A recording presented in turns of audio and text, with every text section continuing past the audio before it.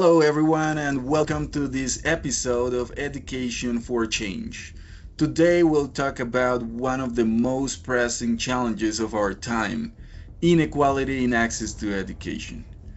Even though we live in a century defined by information, technology, and global connectivity, millions of children and young people around the world are still left behind.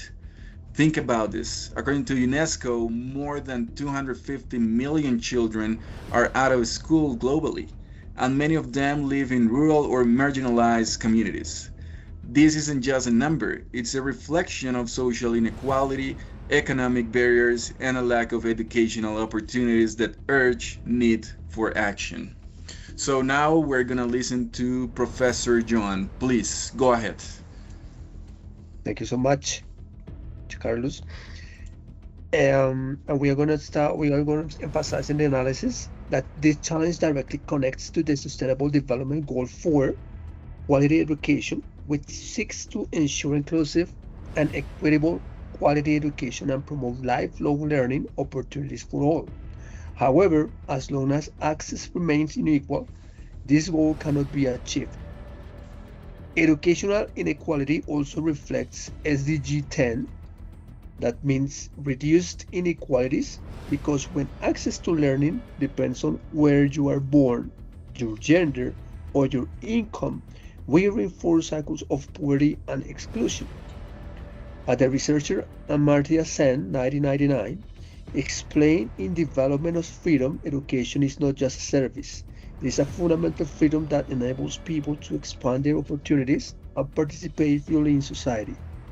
When education is denied, individuals lose the ability to shape their future and contribute to development. For example, in many rural areas for Latin America, including Colombia, students face huge challenges: long distances to reach school, limited access to the internet, and a lack of qualified teachers.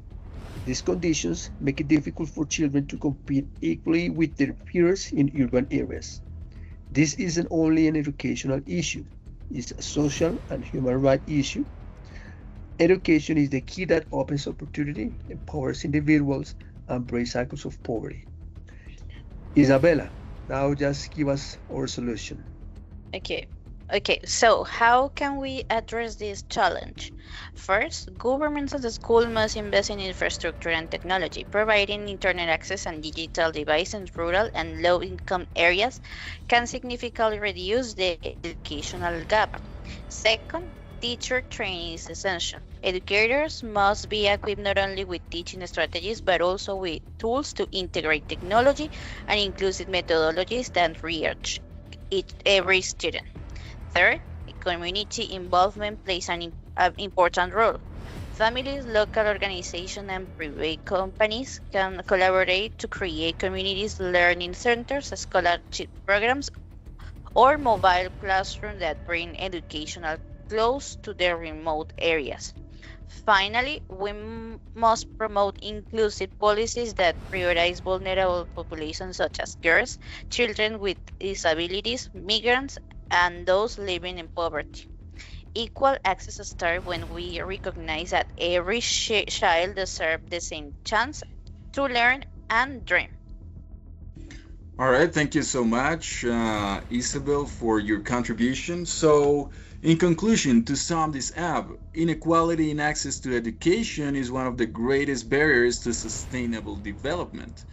Achieving SDG 4 and SDG 10 demands collaboration, empathy, and long term commitment from all sectors of society. As Nelson Mandela once said, education is the most powerful weapon which you can use to change the world. When we invest in equal access to education, we're not only teaching, we're transforming lives and building a more just and inclusive world. Thank you all for listening. See you next time. Keep learning, keep questioning, and keep working for equality in education.